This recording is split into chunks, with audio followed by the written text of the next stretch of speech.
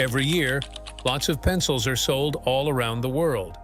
But how do they make so many? Let's find out. First, they get the stuff they need, like graphite, clay, and wood. Graphite is like a kind of carbon that comes from mines in different places.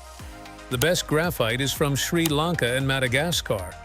At the same time, they collect clay from deposits and quarries.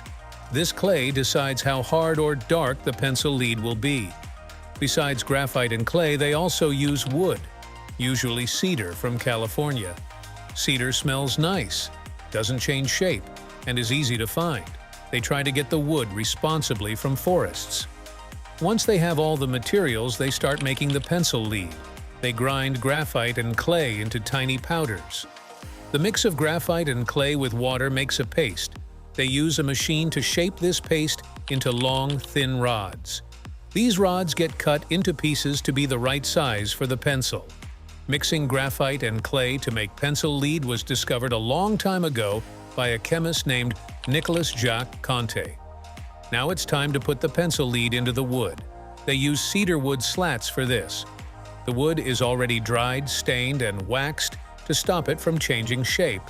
The slats get cut into small pieces and grooves are carved into them to hold the lead. Half of them get glue, and the cut graphite is put in the grooves. The other half without glue gets turned over, and they stick together like a sandwich. They press the sandwiches until the glue dries.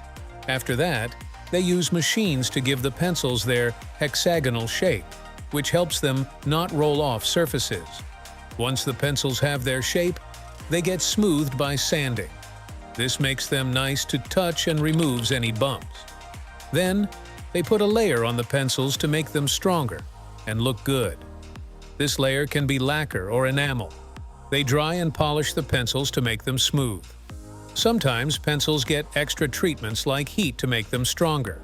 Many pencils also have erasers on one end. These erasers are often made of rubber or a mix of rubber and other stuff. Attaching an eraser to a pencil was first done by Hyman W. Lipman. His patent was bought for a lot of money in 1872. Making an eraser starts with putting rubber into a mill, where it passes between heated rollers. They add things like pigments, fillers, and vulcanizing agents to make it good. Vulcanization is a big step where heat and pressure turn the rubber into a tougher form. This makes the rubber better at erasing pencil marks. To make the eraser part, they use an extrusion process. The soft mix gets forced through a die to make a long cylinder. This gets cut into pieces, forming plugs that are attached to the pencils.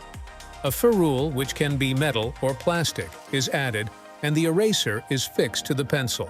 Pencils are then put in boxes for sale.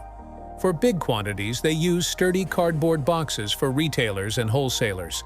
These boxes can hold lots of pencils. If they're selling to regular people, they use retail packaging. This can be plastic, cardboard, or blister packs. The packaging has info about the brand, the product, and a barcode for easy scanning at the store. Before the pencils go out, workers check them to make sure they're good. If a pencil looks weird, they throw it away. Some pencils get sharpened and tested. Sometimes, the glue doesn't stick well, but they catch that when they cut the sandwiches. Even though we use more electronic stuff now, pencils are still popular. The pencil industry is worth a lot of money, around $15.95 billion. People think it will keep growing by 7% until 2028. If you found this video interesting, subscribe and like this video for more. Thanks for watching.